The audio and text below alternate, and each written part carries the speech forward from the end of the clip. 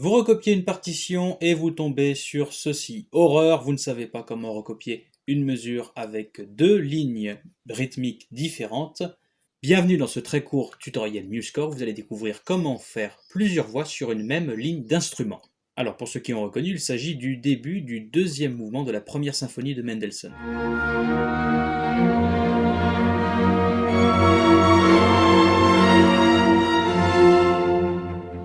En l'occurrence, on va s'intéresser à la voix des bassons, où vous voyez que le basson 1 fait noir, noir de croche noire, là où le basson 2 fait blanche pointée noire.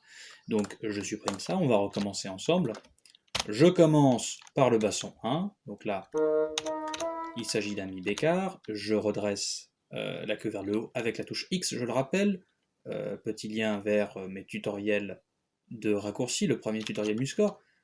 Je lis au do, j'inverse la queue décidément. Enfin, on dit plutôt une hampe d'ailleurs, je dis que, mais on dit une hampe. Ré bémol, lié au si bémol, et ensuite, nickel. Ça ensuite, on enlève, on n'en a pas besoin. Très bien. Maintenant, pour mettre la voix supplémentaire, en l'occurrence le basson 2, qui a ce rythme-là, eh bien, on va toujours saisir la saisie de notes. On va toujours passer en saisie de notes, en appuyant sur N, voilà, avec la petite zone en surbrillance bleue, mais cette fois-ci on va passer sur la voix 2, voilà, et du coup on passe en vert. Il y a une autre solution, c'est le petit raccourci clavier qui vous est suggéré, CTRL, ALT, plus le numéro de la voix correspondante, ça peut être 2, 3 ou 4. En l'occurrence ici, il n'y a que deux voix.